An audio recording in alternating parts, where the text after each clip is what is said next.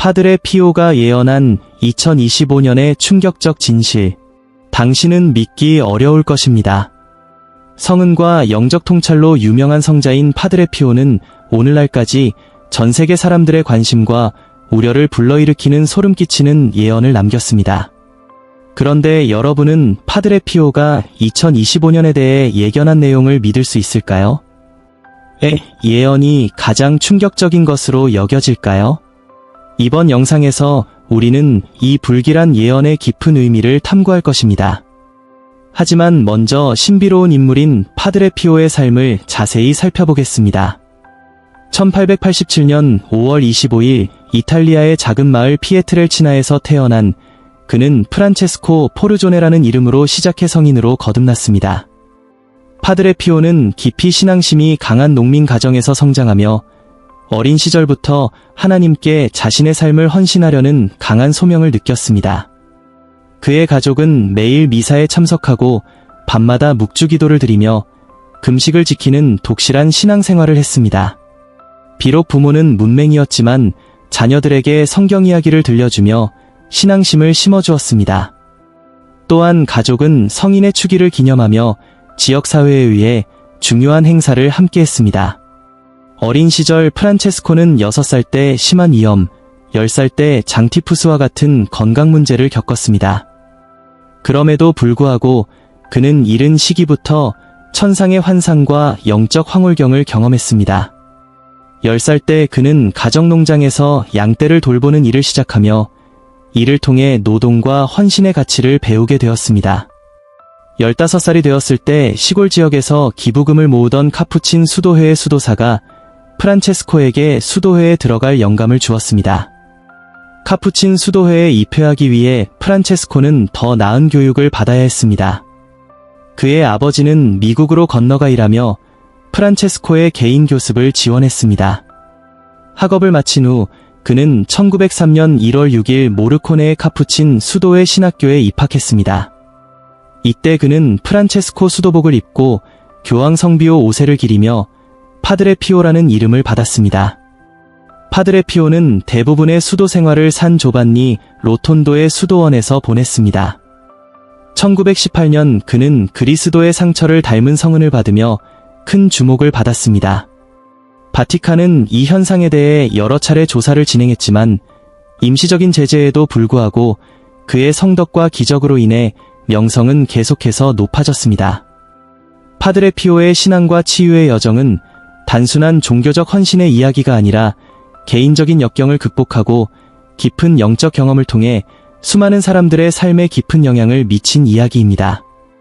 평생 동안 심각한 건강 문제와 싸우면서도 파드레 피오는 17살에 움브리아의 산 프란체스코 수도원에 들어가면서 사제의 길을 걷기 시작했습니다. 학업 기간 동안 그는 식욕감토의 불면증, 극도의 피로, 편두통, 잦은 구토 등의 여러 질병에 시달렸고 주로 우유와 치즈로 제한된 식단을 유지해야 했습니다. 그럼에도 불구하고 이 시기는 신비한 현상이 시작된 시기로 종교적 추종자들과 역사학자들 사이에서 주목받고 있습니다. 기도 중 그는 종종 외부 세계와 단절된 듯한 무아지경이나 황홀경 상태에 빠지며 심지어 공중에 떠있는 모습이 목격되기도 했습니다. 건강을 개선하기 위해 1905년 산악수도원으로 보내졌지만 상태는 나아지지 않았습니다. 1907년에 그는 엄숙한 서약을 했고 3년 후 베네벤토 대성당에서 파울로 스키노시 대주교에 의해 사제 서품을 받았습니다.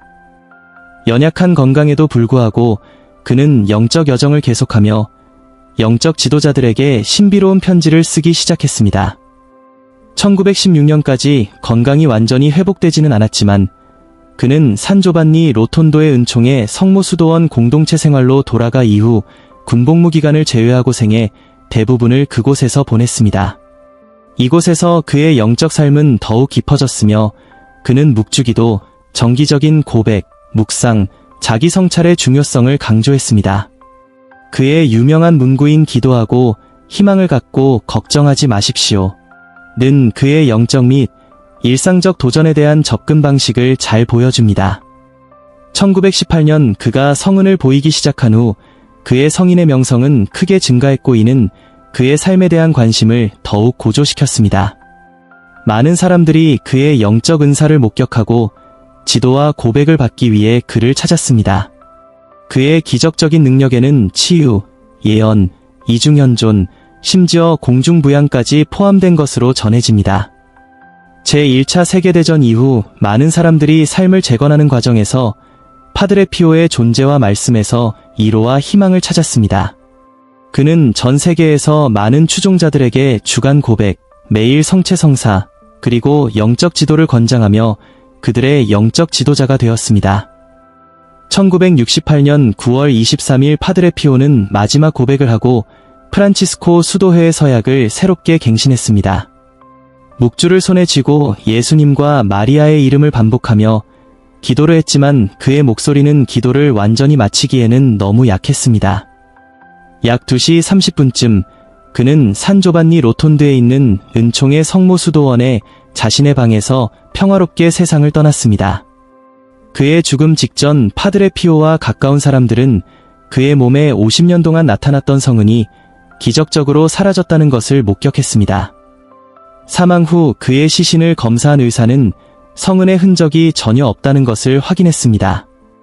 이는 그가 살아온 비범한 삶에 대한 마지막 증거였습니다. 파드레 피오의 시신은 관에 안치되어 수도원 교회에 놓였고 멀리서 찾아온 수천 명의 순례자들이 그의 마지막 경의를 표할 수 있었습니다. 그의 유산 중 가장 논란이 되는 부분 중 하나는 3일의 어둠 예언으로 성은을 지닌 이탈리아에 존경받는 사제이자 깊은 영적 통찰로 유명한 파드레 피오와 자주 연관됩니다. 파드레 피오는 수많은 신비적 현상과 예언과 관련이 있습니다. 그 중에서도 3일의 어둠 예언은 가장 불길하면서도 매혹적인 예언 중 하나로 주목받고 있습니다. 이 예언은 논란과 회의에 쌓여 있으며 특히 파드레 피오와의 관련성에 대해 의문이 제기되고 있습니다. 그러나 여전히 중요한 관찰이 하나 남아있고 해결되지 않은 질문이 있습니다.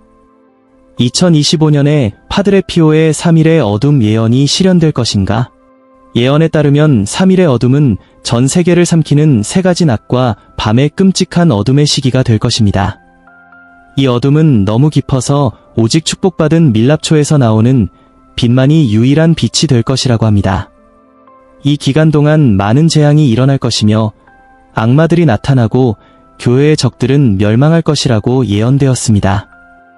이 예언은 특히 일부 가톨릭 공동체 내에서 많은 관심과 호기심을 불러일으켰지만 교회는 공식적으로 3일의 어둠을 교리로 인정하지 않았습니다.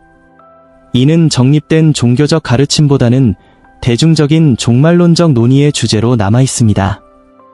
이 예언의 극적인 성격과 회개를 촉구하는 메시지는 최후의 심판을 준비하고 은혜의 상태를 유지하는 것에 중요성을 강조하는 기독교 종말론의 전통적인 주제와 일치합니다.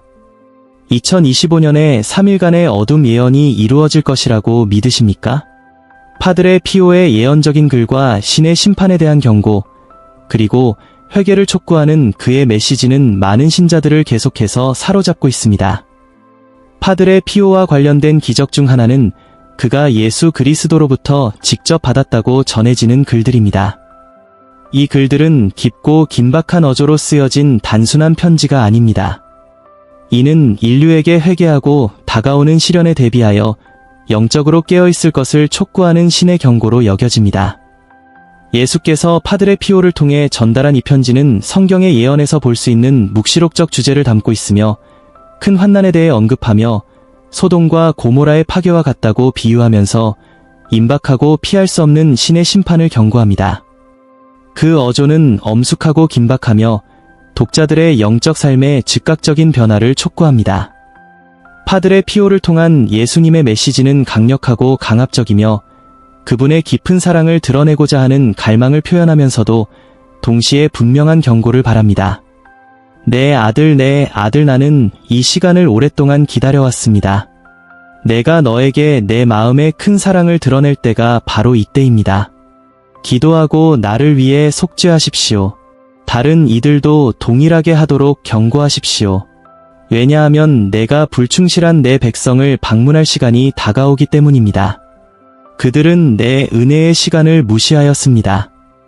이 서문은 인류의 상태와 회개의 필요성에 대해 심각하게 반성하도록 이끕니다. 이 편지는 신의 심판이 예고 없이 갑자기 찾아올 것에 대비하여 신자들이 기도를 지속하고 준비할 것을 촉구합니다. 아무도 이 심판을 피할 수 없음을 강조하며 지속적인 경계와 영적 준비의 필요성을 강조합니다. 예수님은 이렇게 말씀하십니다. 하늘의 해, 달, 별들을 지켜보십시오. 그것들이 지나치게 불안정하고 불안해 보일 때 그날이 가까운 것임을 알라. 편지에서 사용된 이미지들은 생동감 있고 마음을 울리며 영혼을 자극하고 정신을 깨우기 위해 설계되었습니다. 이 편지는 사람들이 다가오는 멸망을 전혀 인식하지 못하고 마치 큰 축제에 참석하듯 기쁨과 즐거움으로 지옥의 구렁텅이를 향해 달려갈 모습을 묘사합니다. 이 비유는 신의 경고를 무시할 때의 결과를 분명히 상기시키며 하나님의 뜻에 따라 사는 것의 중요성을 강조합니다. 예수님의 편지 속 말씀은 열심히 기도하고 속죄하며 금욕을 실천하는 것의 중요성을 강조합니다. 이러한 행동들이 중요한 이유는 그것들이 영혼의 구원과 많은 이들의 영원한 운명을 결정할 영적 전쟁과 관련이 있기 때문입니다. 편지는 다가오는 심판의 심각함을 섬뜩하게 상기시키며 끝을 맺습니다. 심판은 번개처럼 임하며 악한 자들을 자비 없이 파괴할 것이라고 경고합니다. 이 마지막 경고는 신의 정의의 힘과 하나님의 왕권이 궁극적인 현실임을 강조합니다. 이 편지들이 진정성이라고 믿는 사람들에게는 믿음을 깊게 하는 촉매제가 되어 신자들이 개인적인 성화뿐만 아니라 타인의 영적 복지를 위해서도 일할 것을 촉구합니다. 파드레 피오의 3일간의 어둠에 관한 인도는 특히 2024년에 중요한 의미를 지닙니다. 그의 메시지는 예언적인 사건을 준비하는데 필요한 중요한 통찰과 준비를 제공합니다. 이 사건은 인류의 믿음과 회복력을 시험할 것이라고 전해집니다. 파드레 피오의 말씀은 이 어려운 시기를 헤쳐나가려면 어떤 예방책과 영적 실천이 필요한지를 생생하게 그려냅니다. 그의 가르침의 핵심은 집에 머무는 것의 중요성입니다. 파드레 피오는 이 기간 동안 외부 세계는 위험으로 가득 차 있으므로 모두가 집 안에 있어야 한다고 경고합니다. 이 고립은 단순히 물리적인 안전을 위한 것이 아니라 영적인 은둔의 시간, 내면을 집중하고 믿음을 강화하는 시간으로 여겨집니다. 그는 모든 집의 창문을 철저히 덮어 빛이 들어오지 않도록 하여 밖을 들여다보지 않도록 해야 한다고 권고합니다. 이는 밖에서 벌어질 일들을 목격해서는 안 된다고 믿기 때문인데 그 장면은 두려움과 잠재적인 해로움을 줄 수 있다고 경고합니다.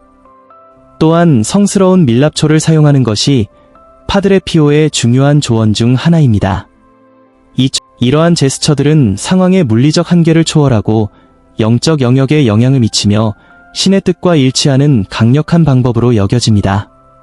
또한 파드레 피오는 동물을 돌보는 것의 중요성을 강조하며 어두운 시간이 시작되기 전에 동물들이 잘 보살펴지도록 하라고 권고합니다. 그 이후에는 밖으로 나가 동물을 돌보는 것이 너무 위험할 것이기 때문입니다.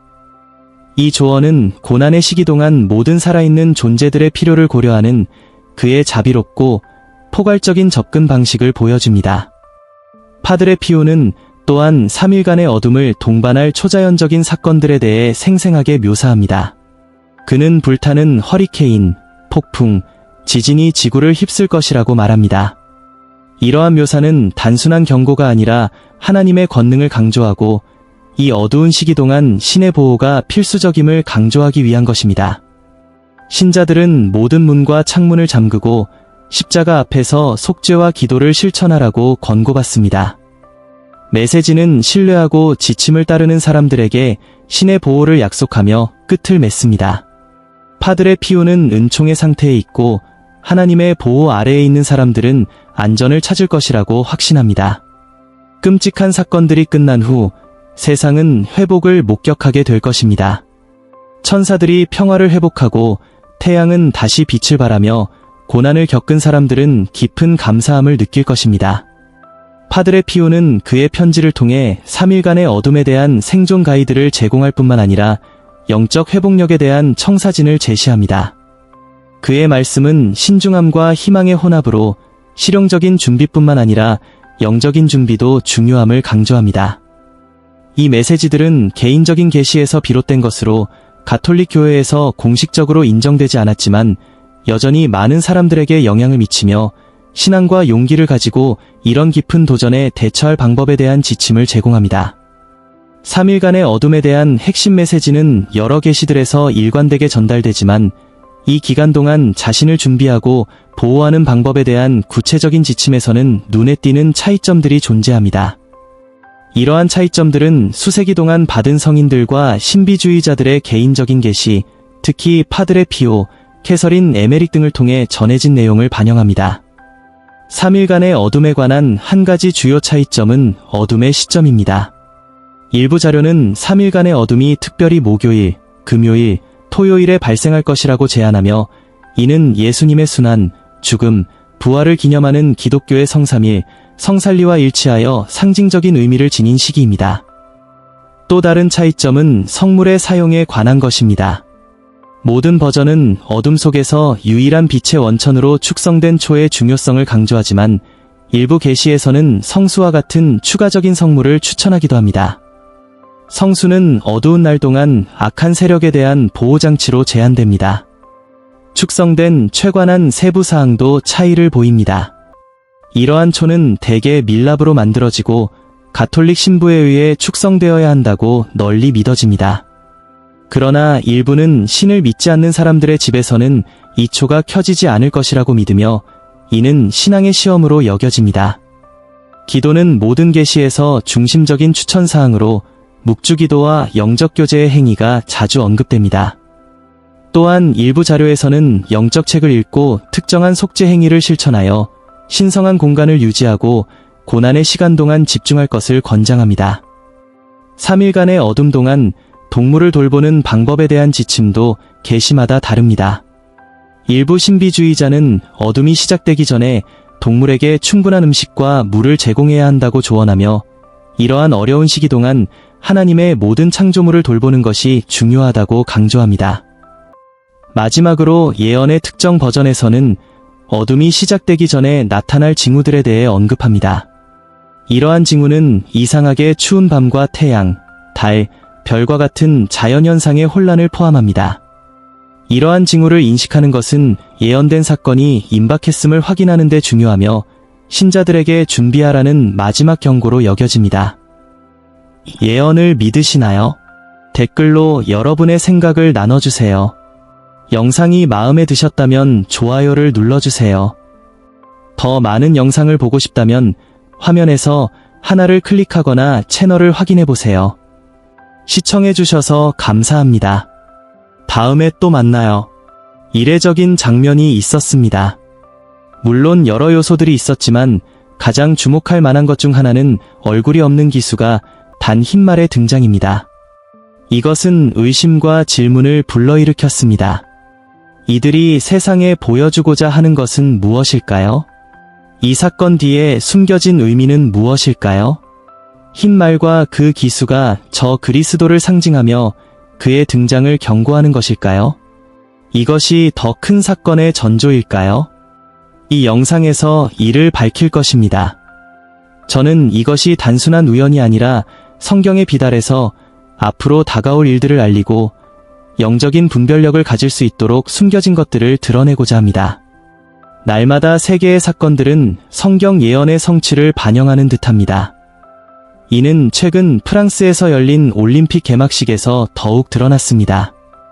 그곳에서는 올림픽의 맥락과는 동떨어진 행위와 도발적인 요소들이 포함되었으며 흰말을 타고 검은 옷을 입은 얼굴 없는 인물의 등장도 그중 하나였습니다. 일부 사람들은 이 장면이 세상의 메시지를 전하기 위한 중요한 순간이라고 해석하며 성경 예언에 비대서 분석할 만한 숨겨진 상징적 의미가 있다고 보고 있습니다. 이러한 대규모 이벤트는 보통 개최국의 문화와 가치를 전 세계에 보여주기 위해 구한되며 역사와 국가 정체성을 반영하는 상징적 요소들을 사용합니다. 프랑스의 경우 풍부한 문화적, 역사적 유산을 지닌 국가로서 개막식이 인상적이고 의미 있는 공연이 되기를 원했습니다. 그러나 얼굴 없는 검은 옷의 인물이 단 흰말의 등장은 전형적인 묘사에서 벗어나 다른 의미가 숨어 있음을 시사했습니다.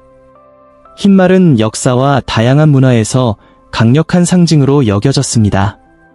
예를 들어 그리스 신화에서 흰말은 신들과 관련이 있으며 신성한 존재로 여겨졌습니다. 고대에는 흰말이 군대의 지도자에게만 허락되었으며 승리를 거둔 후 개선 행진의 일환으로 집으로 돌아올 때 흰말을 타고 입장했습니다.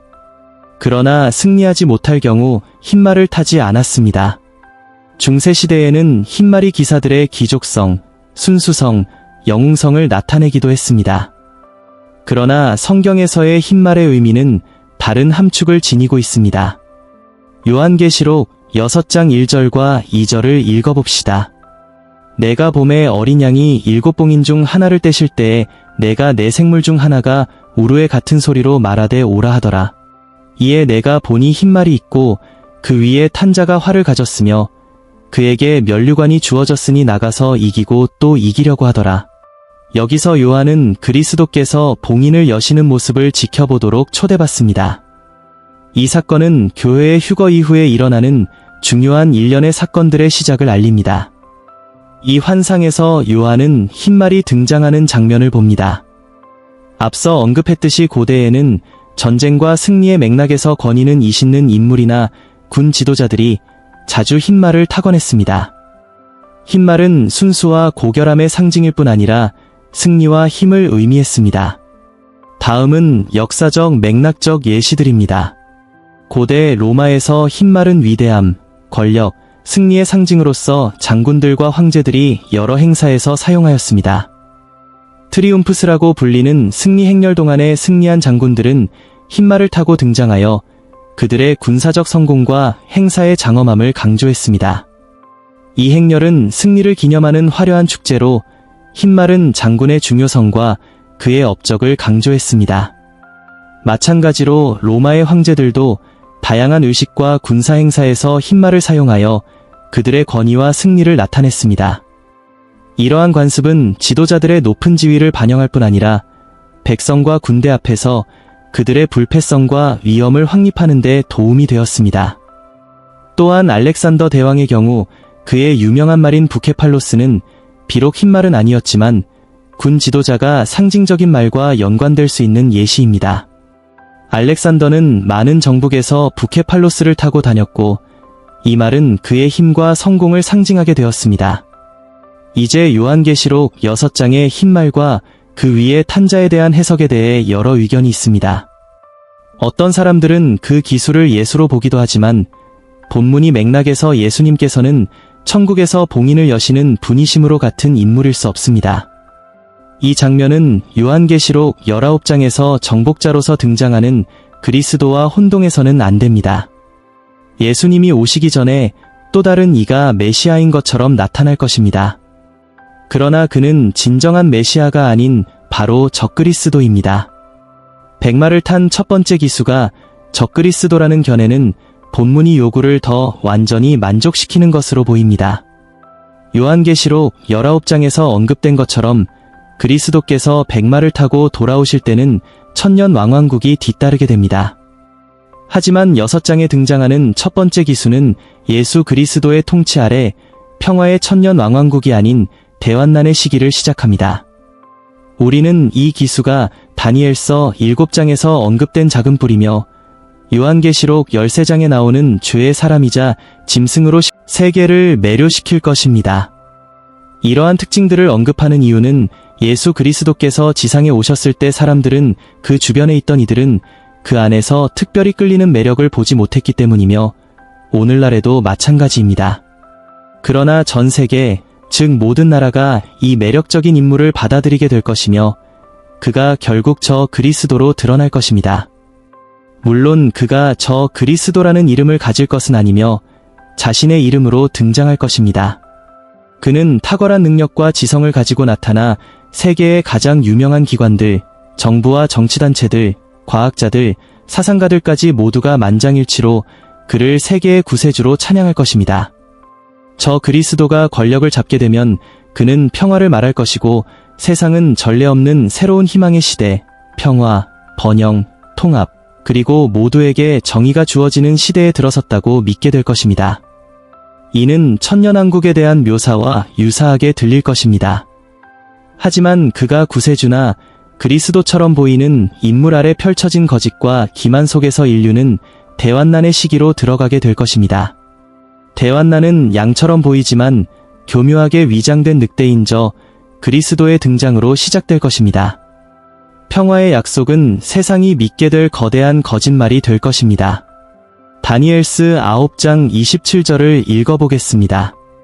그가 많은 사람들과 더불어 한 이래 동안 언약을 굳게 맺으리니 그 이래의 중간에 그가 제사와 예물을 금지할 것이며 황폐케 하는 자가 가증한 것들과 함께 올 것이며 이는 그가 결말에 이르기까지 정해진 것을 황폐케 할 것이니라.